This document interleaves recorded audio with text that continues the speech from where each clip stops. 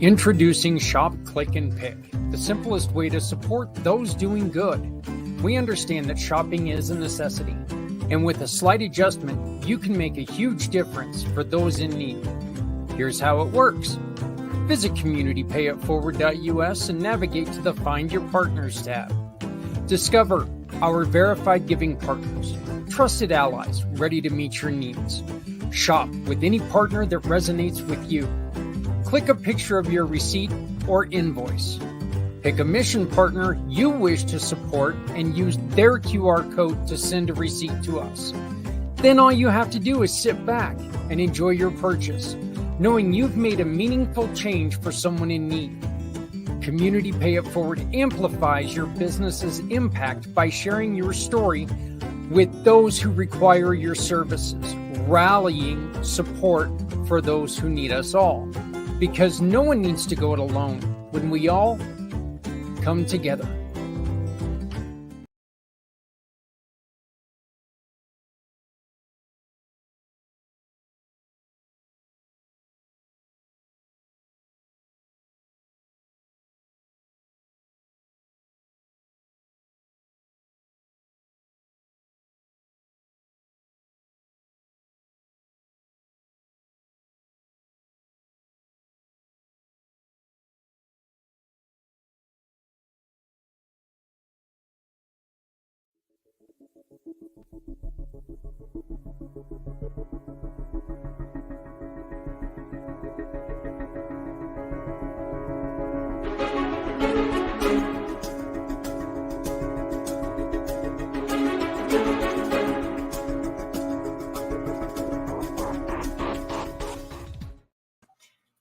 Hello, everyone, and welcome to Footprints Forward, our weekly show dealing with different subjects that can be very difficult on the person who is struggling with mental health or confidence or anything like that. Our goal for this show is to try to make sure that everybody understands that there are other people out there who are dealing with such problems.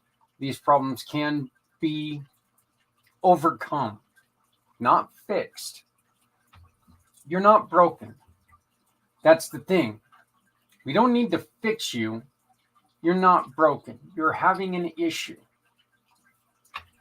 My guest today is a brand new partner. He just signed with the company today, as a matter of fact. His name is Craig Gustafson.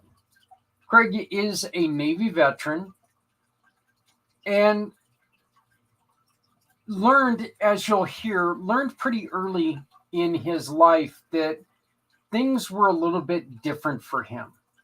I asked him in our pre-interview because what he explains he went through was a lot like the character on the sitcom Sheldon, and where he doesn't exactly understand what he's saying can be hurtful. Craig dealt with that in real life.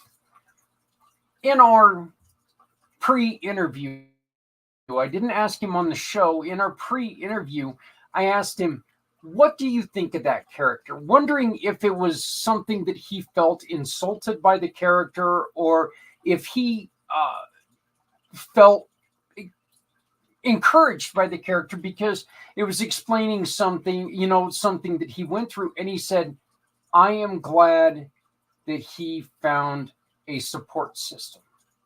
And I think that's extremely telling on who Craig is.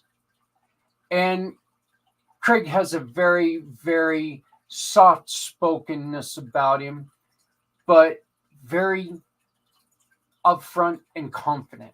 And I am looking forward to playing this recording for you. And I am very excited to learn more about him. Craig is now a partner in the Community Pay It Forward family. So I encourage you to please visit his page. I will share that with you throughout the show. But right now, I want to introduce to you our brand new friend, our brand new partner, Mr. Craig Gustafson. This is a meeting that I had with Craig last week. We met for the first time last week. As a matter of fact, it was a week ago today, and it was something that I knew was out there, but I had never met anybody who had this to the point that he at the time had it, and then he switched it around and has used science. And anybody who follows this show knows how much I adore science, history, any of that, you know, genre. And so I again immediately asked him to go on ahead and join us today on Footprints Forward, because I think the lessons that he can teach us will be something that are going to help quite a few people out there. I'd like to introduce to everyone Mr. Craig Gustafson of Winning People Skills. Craig, how are you doing? If I were any better, I would be in trouble. Well, that's good. That's good, because it's not always been that way, has it? It has not always been that way. Can you explain to us exactly what you used to feel like? And like, if you were in this situation before you started using your scientific method, what would be your first thoughts? Well, I am someone who isn't naturally good with people. Um, and over half of our message doesn't come from our words. But that was the only message that I got. So let's say that you and I are sitting in a meeting. The words that were said and the conversations that happen, I would hear and understand. But everything below the surface, through people's body language and that sort of thing, I wouldn't get. Let's say, well, you're an educated guy. You ever showed up to a difficult class 10 minutes late, and you got the gist of what was going on, but you knew there was something important you were missing? That's how I felt in every meeting I ever went to, even if I was there early. Just because I didn't get the things going on behind the scenes. It turns out that I don't naturally read social cues, body language, or facial expressions. It's a very neurodivergent trait, although I am not on the spectrum, probably just because I don't have enough traits to be considered on the spectrum. But yeah, for whatever reason or for however, it's not something I ever learned to do. So, partly as a result, I was often that guy. Everybody knows that guy. The guy who will say the right thing at the wrong time or the wrong thing at the perfect time. No one in my life had to wonder who that person was going to be, because it was likely me. And I wasn't mean about it or have bad intent. I was just socially oblivious. And this wasn't something that happened every once in a while. This was something that you were dealing with all the time, right? Until I was 50 years old. When I retired from the military in 2011, my last commanding officer said to me, "You know, I always knew that you would be the one person who would tell me the truth. You would be the person that would tell the emperor he was wearing no clothes. The only thing I had to worry about was who was going to be around when you told me." Like I said, I was that guy. And it turns out that I was working for a company in San Diego, I guess about 2018. And I was helping them put together training resources for young people that they really wanted to retain. And part of that was the book Emotional Intelligence 2.0, which I was enthralled by because all of this was new to me. And I took the survey at the back of it. And I'm pretty certain when I hit enter, alarms went off in someone's office. because I was just literally that socially oblivious. But it turns out that it's one of the best things that ever happened to me. Because when we get confronted with something like that, we have two choices, right? We can say, this is garbage, I don't buy it. I can't be that bad. Or you can say, okay, well, maybe this explains a lot and I should get curious and learn more and go find help, which is what I did. I went and found training for advanced social skills to learn to be good with people. And it has changed everything for me. Uh, my tagline is, you know, along the lines that, well, one, if you can be anything, why not be amazing? But we all win when we have great interactions. And the science behind them isn't that hard. So I am on a mission to help people like myself learn to be amazing with other people. And it matters. Uh, Corn Ferry, the international HR firm that's actually the sponsor of one of the PGA tours, came out and said that 78% of HR professionals are having a hard time finding people who are high in emotional intelligence. Yet 90% of promotions go to those people. So if you're a young professional or someone who is struggling to get that next promotion, you may be like me, where people skills are the thing that are keeping you back. The good news is, in a very short period of time, 10 weeks usually, we can learn the science behind how we interact and change everything for you.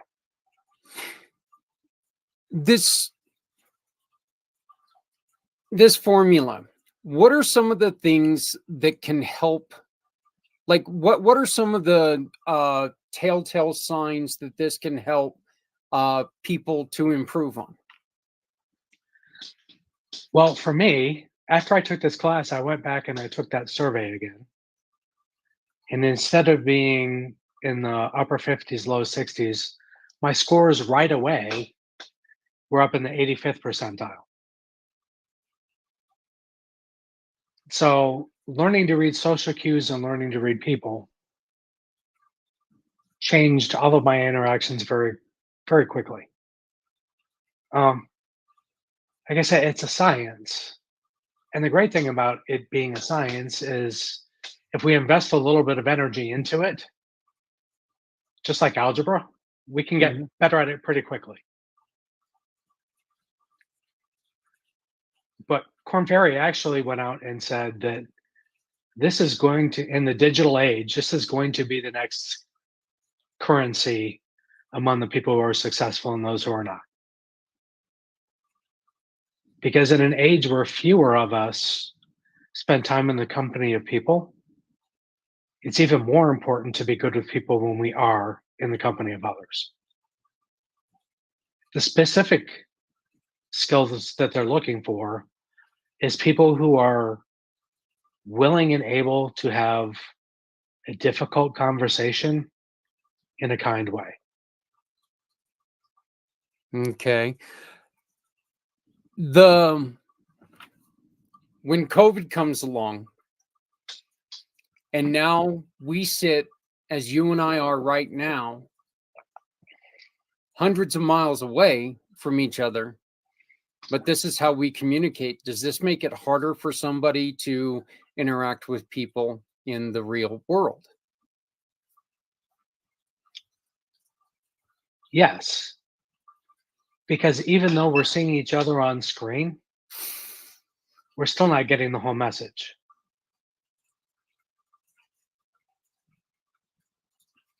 But being on screen is a lot better than just seeing each other through email. I'm someone who doesn't tend to text a lot because of my past, where everything was literal. And I have to be very mindful that tone and sarcasm don't show up well in text. Yes. Once again, it's easy for me to be that guy. And now that I've learned to be better, I want to do better. And I don't want a misunderstanding to ruin a great relationship. And it's easy for it to happen. And the people in my life matter to me. The company that I keep matters to me. I'm very mindful of the company that I keep and the places that I show up now. They say that that we are the average of the 5 people that we spend the most time with. It turns out that we're also have the average income of the 5 people that we spend the most time with. So it pays to be mindful of who we spend our time with and who we give our time to.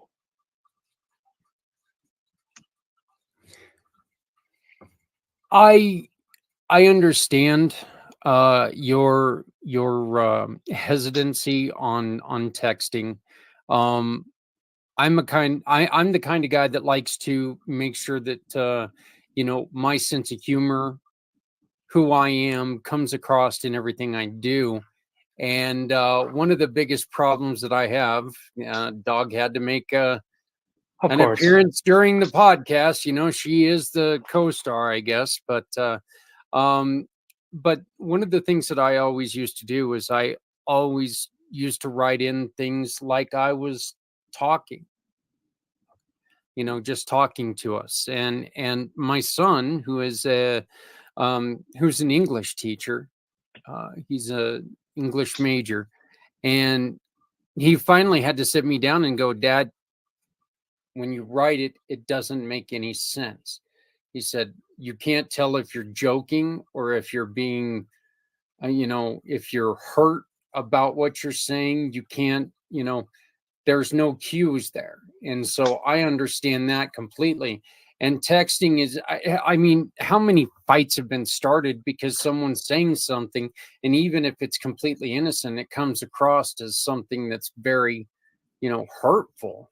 And so, yeah, that's always a huge fear of mine, and that's why I try to be very specific when I text, to a point of overdoing it completely. But yeah, you got to do what you got to do.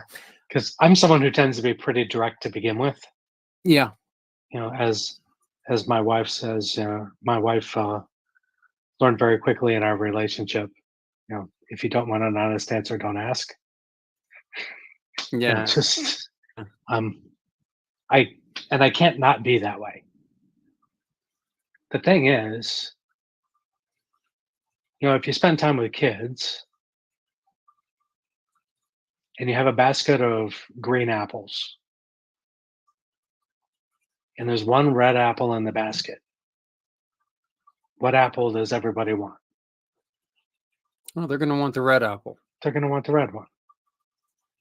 So my thing is, I don't want people to be an orange, but how do we make you the best possible red apple? And how do I be the red apple? I can't change who I am, and I'm not willing to be an inauthentic version of who I am. But understanding how to show up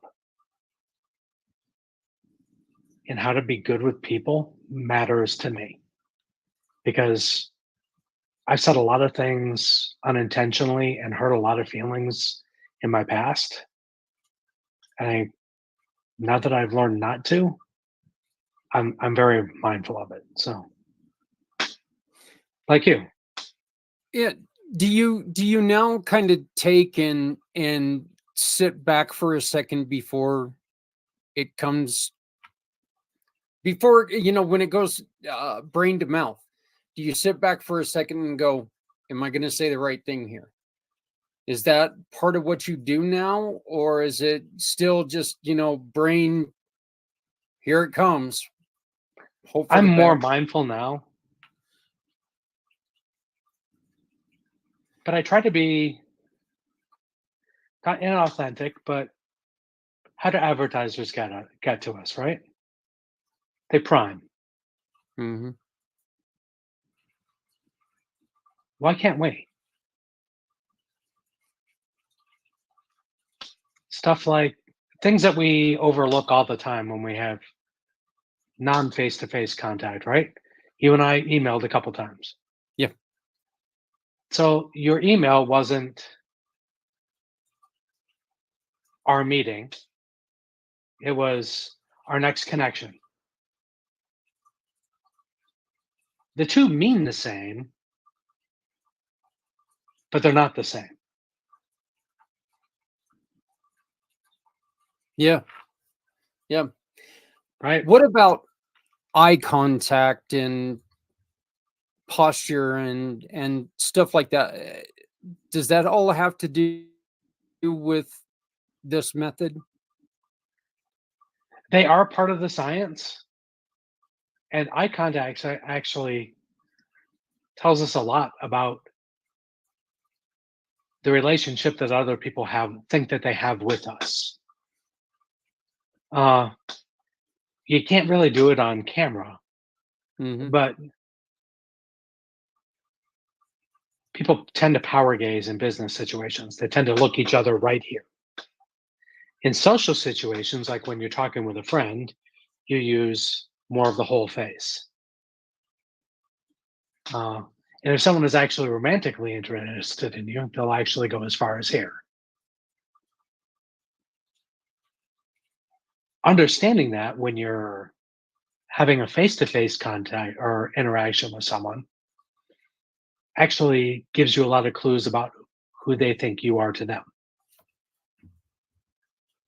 And it's also part of the reason that some women tend to not be taken seriously in business interactions.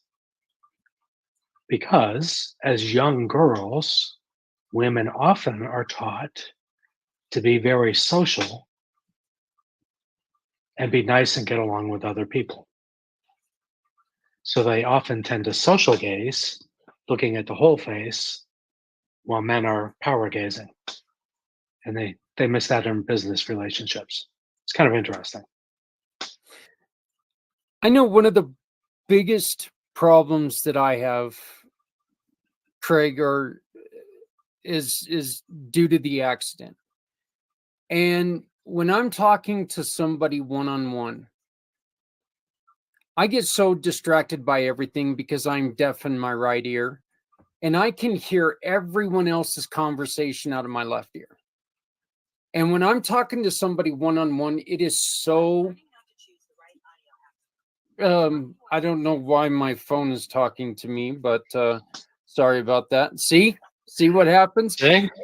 But what happens is I get so distracted by other people's conversations that it becomes hard for me to maintain that eye contact. Is there something I could do to change that? Well, I focus on something about somebody rather than just looking them dead in the eye because anything more than about 60 or 70%, people start getting weirded out. Yeah. Well, yeah, like I said, that's one of the many examples because if I'm in a room and I'm having a conversation like with 6 or 7 people, that background noise.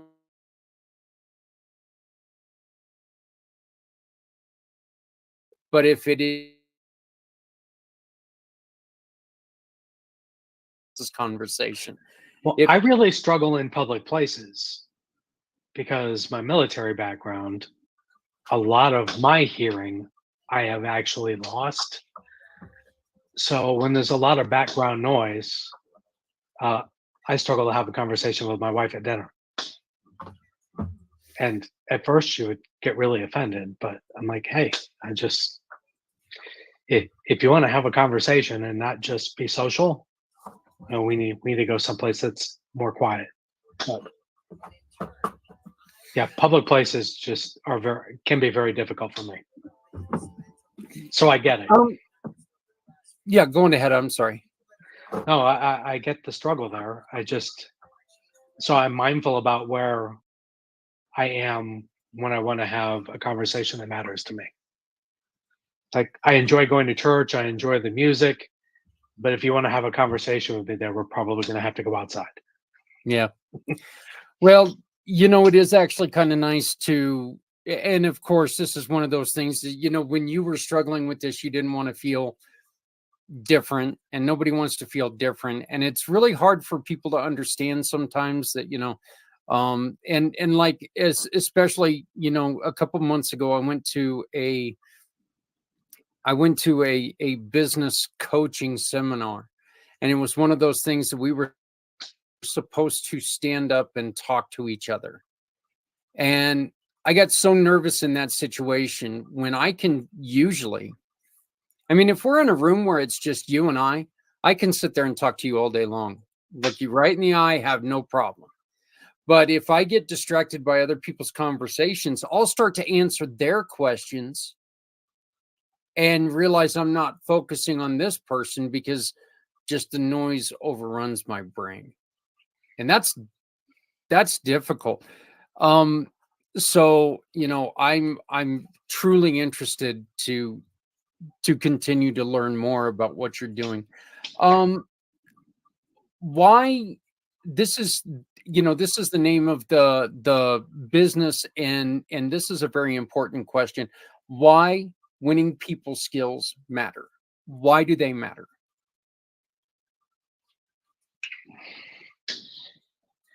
In the end, everything we do and everything we're about revolves around relationships. Everything. Marriages, friendships, social gatherings, even our sports buddies. Everything is a relationship. In order to have relationships, you need to have connection. So if we can learn to have better connections and have better interactions with people, we're more accepted every place that we go. Because the sad truth is, in a lot of ways, we're like a book. A lot of people judge us by the cover. A few people actually will open up and see what the ends say. But in this busy world, we don't a lot of time take the time to read the whole book. So all we get is either the Reader's Digest version or what the cover shows us. So, again, in priming, how do we put our best foot forward so people want to spend time with us? Because it matters. It especially matters in business because business is all about relationships. There's lots of people out there that sell devices and all of these things, but we don't always go to get the best deal. We tend to go to the person who we most identify with or enjoy the company of. We're willing to spend a little more to do that, right? Yeah. You know, think about the difference sometimes between Target and Walmart. They have the same things, but a lot of the time we go to Target because the environment is nicer, the products are a little better quality often, and we're willing to spend a little more to get exactly what we want, not something that will meet our needs. Interacting with people and our relationships with other people are often the same way. So the better we can come across in the beginning, and then we only get one chance to make a first impression. And often that first impression is met or made before we even utter a word. So understanding that being on our phone with our head down is like a loser's pose, right? That's what the person who loses the race does. The person who wins the race has their head up, their eyes up, and they're looking around and they want to cheer, right?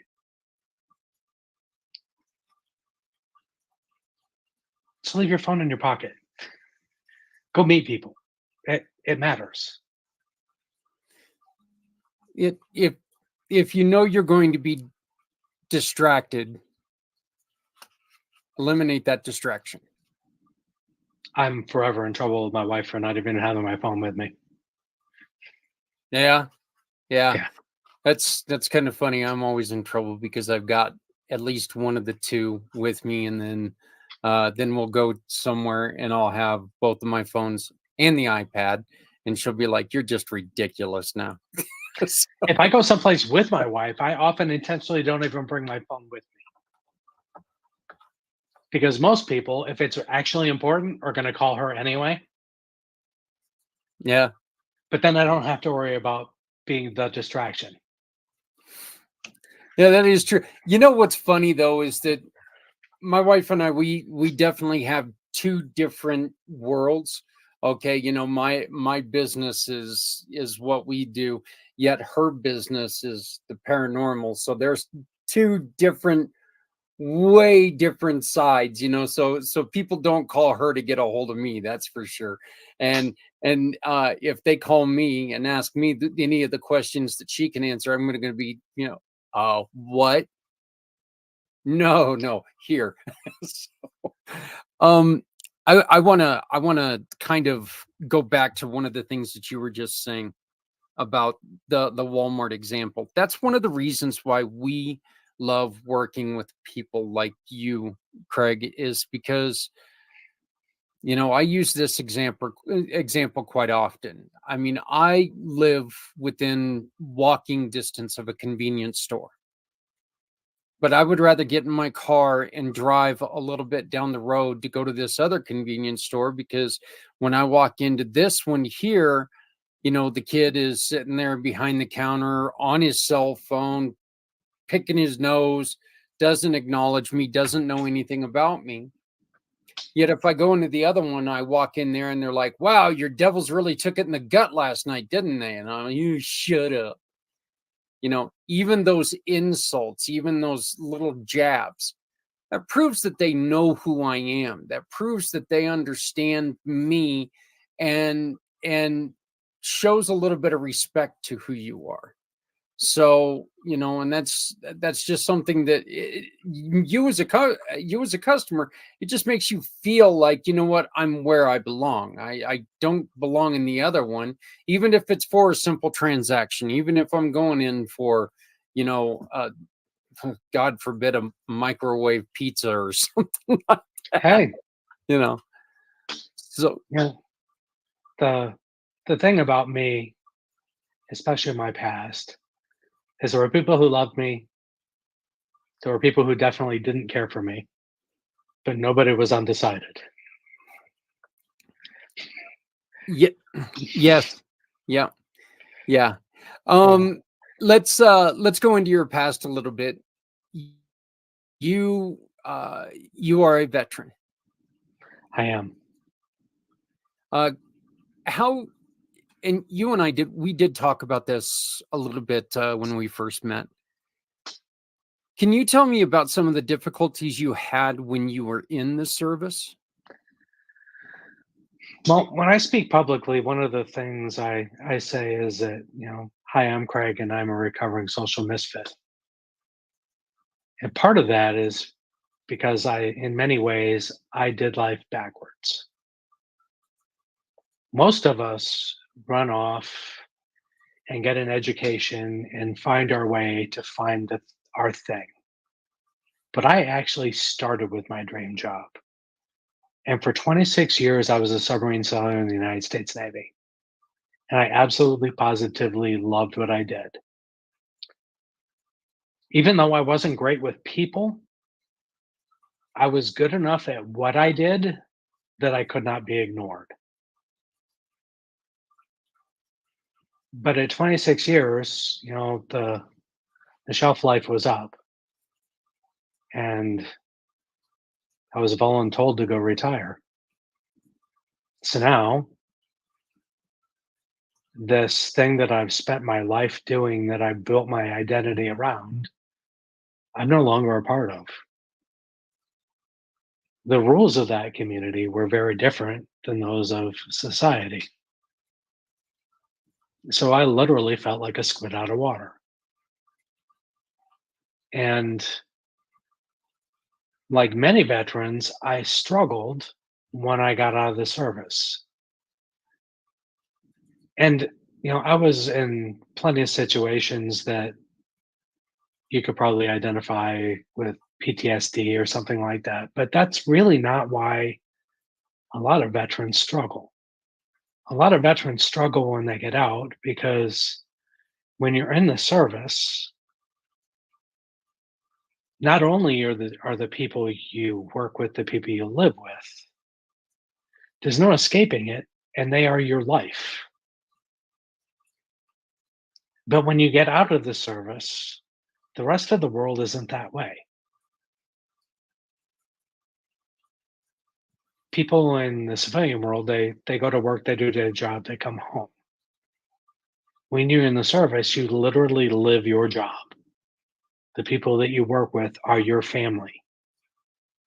And when you survive things that are either unfortunate or difficult, you build bonds with those people that sometimes are greater than the bonds you have with your family. So when you get out and you no longer have that, it's easy to feel lost and feel like you don't fit in. For me personally, I think that part of my social growth was perhaps stunted, and I didn't learn these advanced people skills because I spent all my time in a closed environment where other people weren't allowed in. So once you learn to get along with the people you're with, that's really all you need. But that wasn't sufficient for me after I got out. And I didn't understand why. Why am I struggling? What's going on? Why am I putting people off with the things they say that I do? But the alarms really didn't go off until I took that personality assessment or that emotional intelligence survey that it pointed out to me that, hey, there's something going on here that you really need to address and take care of. So you can fit in with these people that you want to spend time with. So that was difficult because I went from job to job to job to job looking for something and looking for someplace I fit in until I finally found it with that company. How quick I have a great debt that I owe them. How quickly did you realize that that was the problem? That you went from a place where you knew everyone, you knew not only you knew everyone, you knew about everyone, you knew their backstory, you know who they were, what they do, what they liked, to, well, I know him in a work situation. It took me a few years. When I first got out, uh, I went to college for the first 3 years after I retired, and I actually worked for the people that used to work for me. So Hmm. that was easy.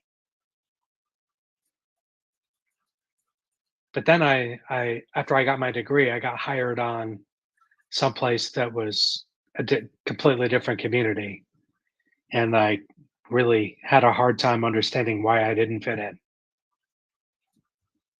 I had the same education background as them. A lot of them even were veterans, but from a different community.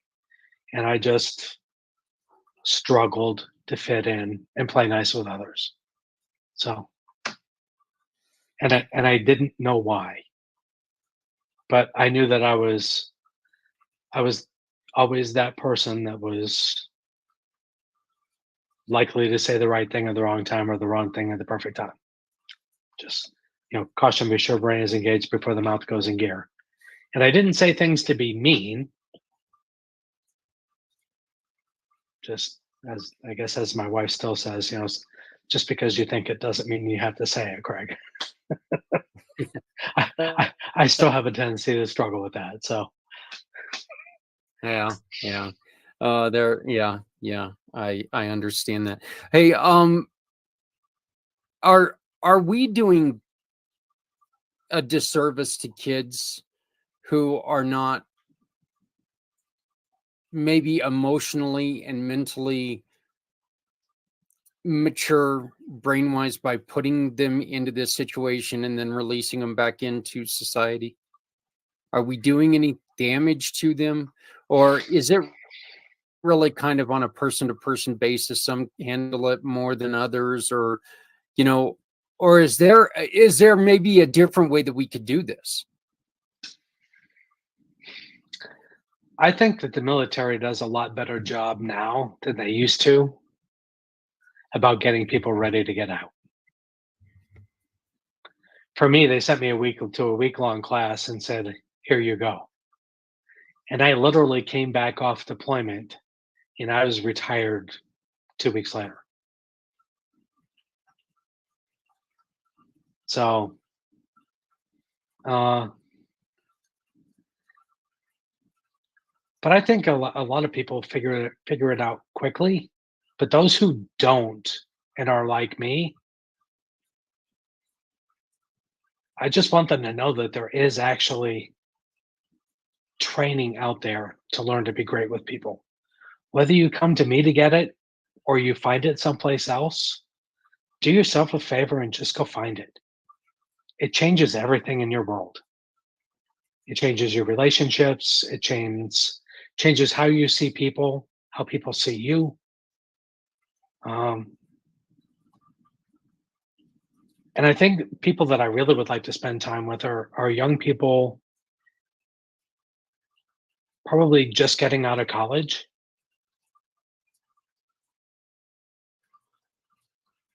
Because if 90% of promotions go to people who have great people skills, some people call them power skills, some people call it emotional intelligence. All of these things are, if they're not the same thing, they're all related. If 90% of promotions go to those people, why would you not want to put yourself at the front of the line? Yeah. I also do very well with people who are neurodivergent, kids on the spectrum, because they Okay. don't because they don't naturally learn to read people and social situations well. But they're insanely brilliant. They are other gifted.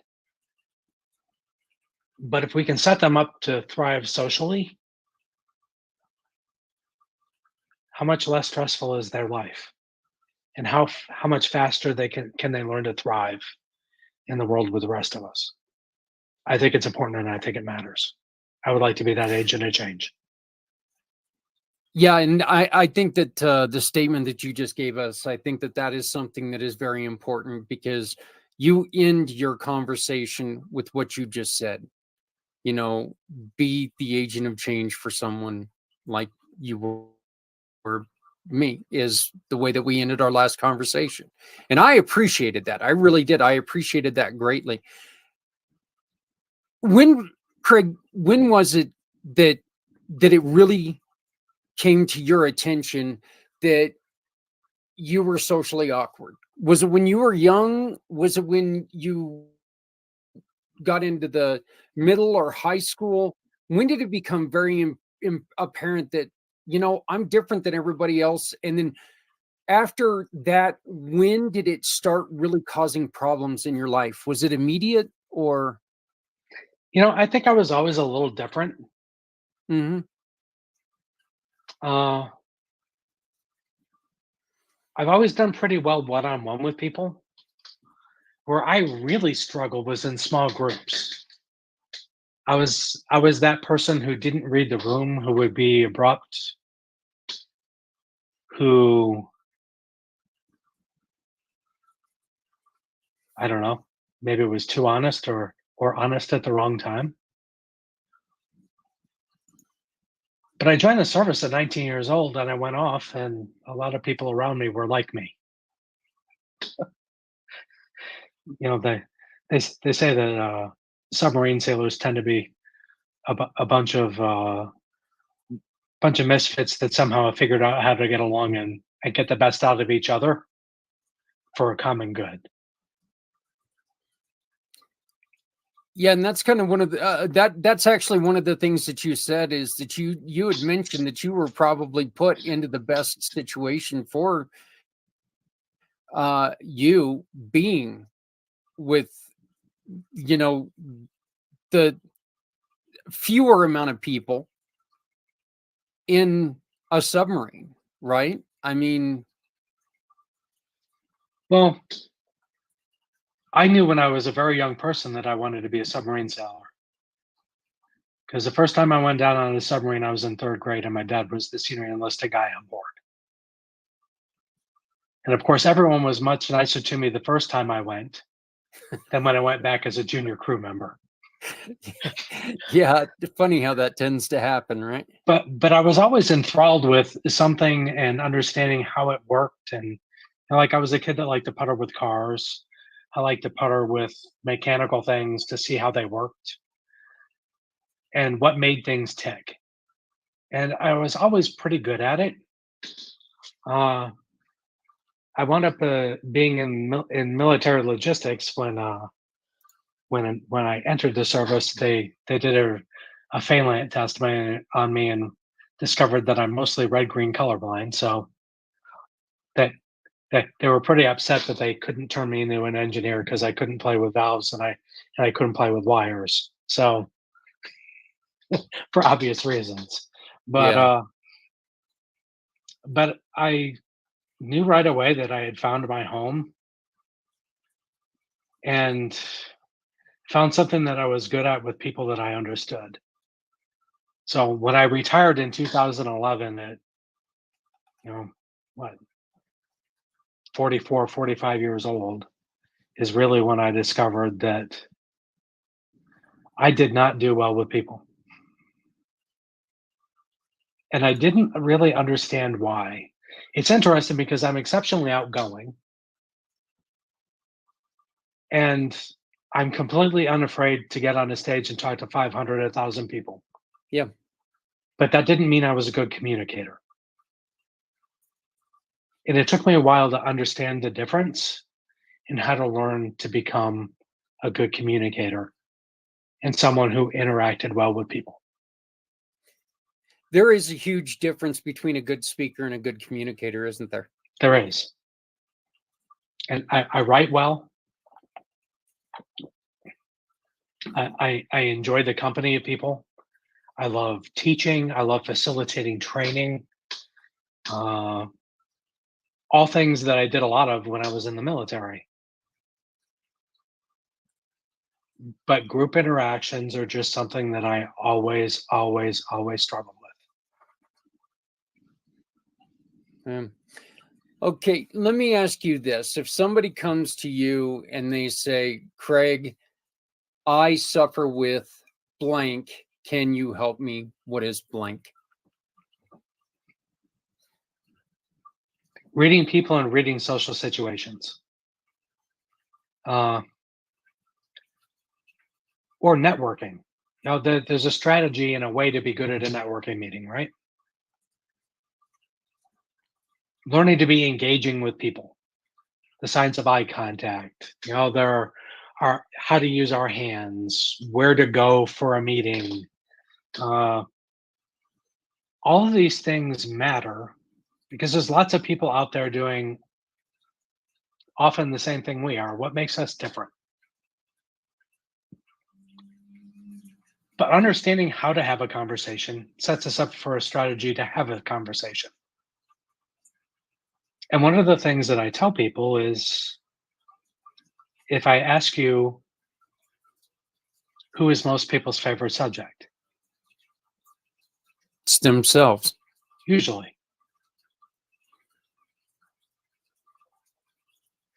So when you remember that, it makes it easy to go to network meetings because you ask questions that get people to talk to themselves or about themselves. But the people who win in network meetings are actually the people who introduce other people. When you go to a network meeting, you're not really there looking for business. You're just looking to make connections. And one of the best ways to be remembered is to connect other people. I may not be the person that you're looking for, but I would love to help you find the person that is. Because we both win. Because you will remember me and you will find something that you needed. And I was the person that helped you find it. So the next time, you will remember and you will want to be helpful to me. One of the greatest ways to win at networking meetings. The It's person also who vital. connects the most people is the person who wins at a network meeting. Yeah, it's also vitally important that you listen to everyone because, like you just said, I may not be the person that you're looking for, but you know somebody who is looking for you. And Absolutely. and so, it's vitally important that we pay attention in that fact, in that way. Um well, probably about the last one from you or for you, but I gotta know, can you take a really quick second and give us an example of one of the first things that you do when you talk to someone? Well, there's three things we want to know. I want to know who you are. I want to know what you do so I can make a decision whether or not you're someone I'm interested in. And I want to know how I either contact you or what I need to do to get that thing you want. Right? I'm a trainer. I love public speaking and I love doing like networking and facilitating training for groups. But really, I'm a trainer. I want to help people be good with other people. So when I tell people that, I teach people the science behind emotional intelligence using science-based strategies that are proven to work. Hi, I'm Craig.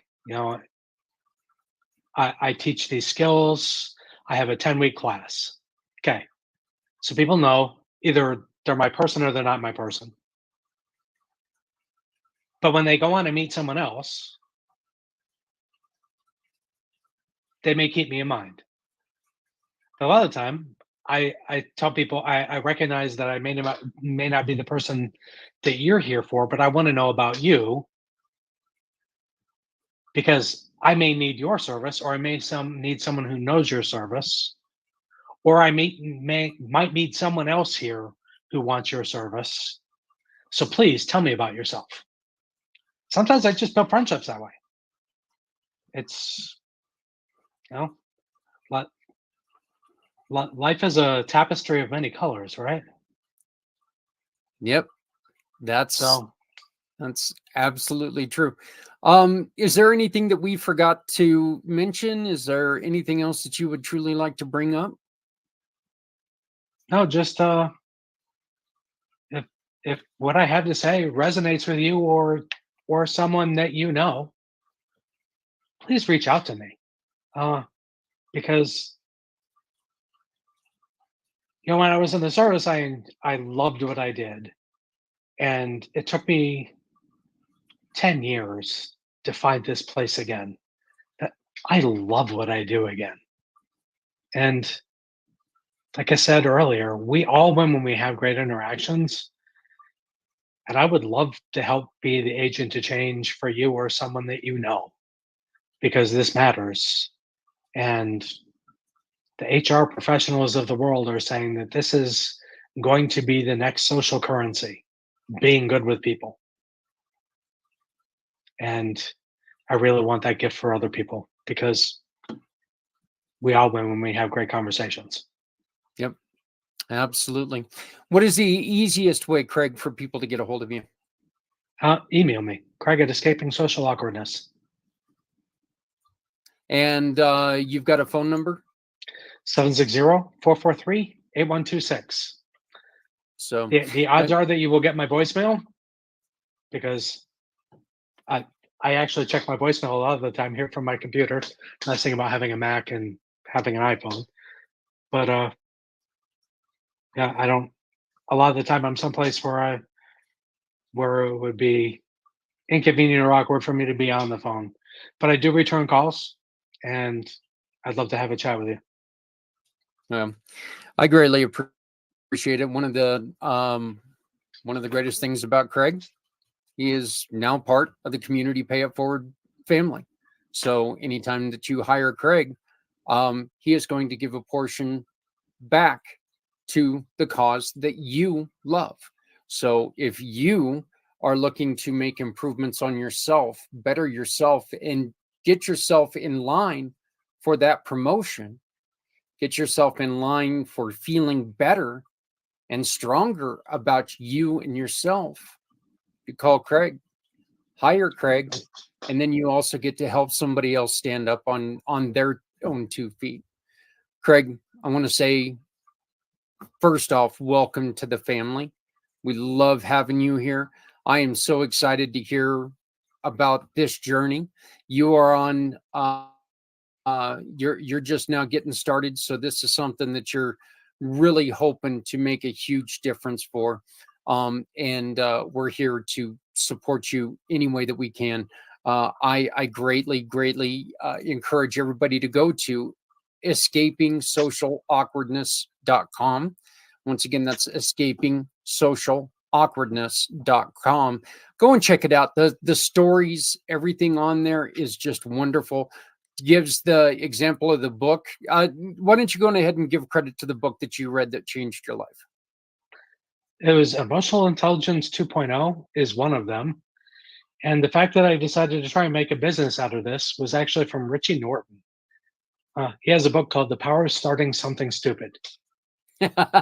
Well, because a lot of people, when they come up with an idea, like Jeff Bezos, people told him it was stupid to start Amazon because he already had a good job. People thought Henry Ford was stupid because people didn't want a car or didn't know they wanted a car. What they really wanted was a faster horse. But people that do unusual things that wind up being agents of change, in the beginning, many of them are thought of as stupid or crazy. So The Power of Starting Something Stupid by Richie Norton. I thought it was a fabulous read. I think I'm going to have to look that up, because I'll tell you this: if I would have, back when I was in my 20s, if you told me that I was going to be carrying around a cell phone to where people could get a hold of me at any point and any time, I would have thought, man, you're out of your damn mind. There's no way that's going to happen. And now, as I aforementioned, 2 cell phones, a tablet, all these other things, any way to get a hold of me. So yeah, I guess you grow up and things change. But Craig, again, thank you for joining us on Footprints Forward. Thank you for living through your struggle and bringing attention to the cure. And I really think that is so. I'm really excited about what we're going to be able to do together and helping to change this for other people, because that there's people out there who don't even maybe know what they're dealing with or what their solution looks like, and hopefully your story will bring that solution to their lives. Well, thanks for being an agent to change yourself. Thank you very much. The world needs more people who just want to help other people. It's really kind of funny. I think that most people actually want to help somebody. There's just not. Everybody gets so caught up in the money aspect of it that they kind of forget that there's other things that we can do to really make a change. So, and that's why bringing in people like yourself is so important for what we're doing. Again, you can get a hold of Craig by email at Craig at escapingsocialawkwardness.com. Once again, that's Craig at escapingsocialawkwardness.com. Or you can send him a call at 760-443-8126, 760-443-8126. And there's always the website. As I showed you, there's a contact form on the last page. Just go to escapingsocialawkwardness.com. Thank you, sir. I look forward to it. And of course, you can also find him on communitypayitforward.us. Thanks, and have a great day. I'll talk to you soon. All right. Thank you, sir.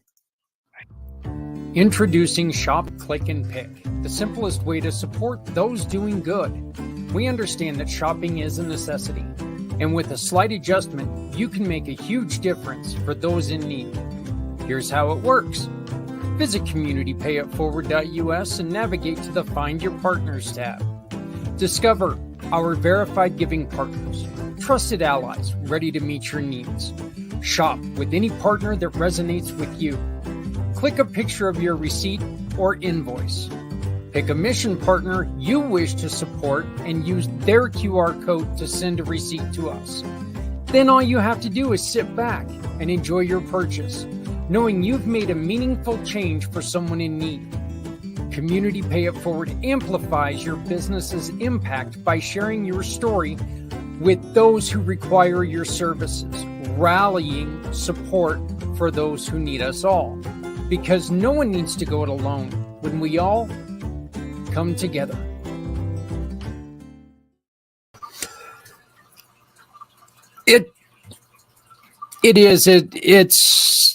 It's amazing some of the things that, as a person who I feel very, very comfortable in certain situations and very uncomfortable in other situations. When I was in that room a couple weeks ago with all those people, as I mentioned, hearing every other conversation as it happened while I was trying to have conversations with great people like Harold and Debbie and just everyone I met. It was a hard time, and it really wore me out at the end of the day. And it's nice to know that there's something out there, that there's science out there who can really help make a difference. And it makes me very happy to hear that. So, Craig Gustafson, once again, now a member of Community Pay It Forward family. We are thrilled to have him and his healing program joining us. QR code up in the corner. If you have a story to tell, we want to hear it. We want people to understand what you do, how you do it, and why you do it. It's very, very simple. Scan the QR code, ask a question, or tell us a little bit about you. I'll contact you. We'll talk. We'll get you on. You can be part of this program, which goes to try to help others. So if you've got a story that you would like to tell around mental health or mental difficulties, or even you want to talk about your past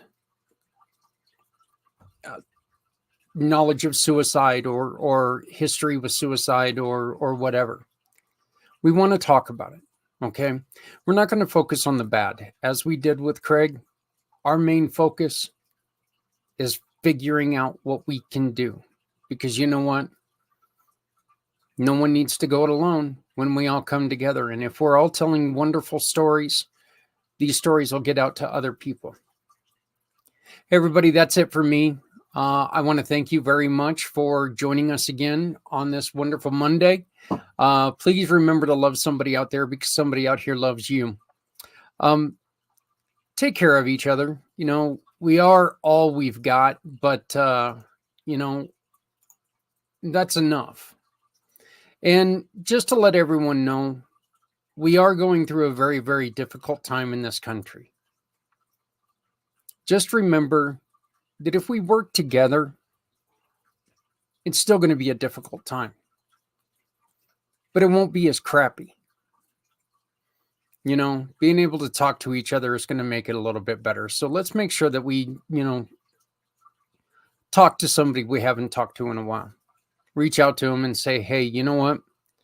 Things have gone a little haywire, but I'm here if you need me. Let's do this, and let's make a huge difference for someone in our life. So, but you can always get a hold of me at communitypayitforward.us. That is communitypayitforward.us. or you can send me a text message at 970-909-0751, 970-909-0751. A text message is the best way to get a hold of me. I can respond a little bit easier that way. But if you want to call, that's fine. Just make sure you leave a message so I can call you back. Hey, everybody, that is it for today. I want to thank you all so very much. Have a wonderful rest of your week. And remember, if we all continue to walk the same way, nothing can stop us. So let's get walking together. Let's get walking forward in a forward direction, and let's make sure we help others along the way.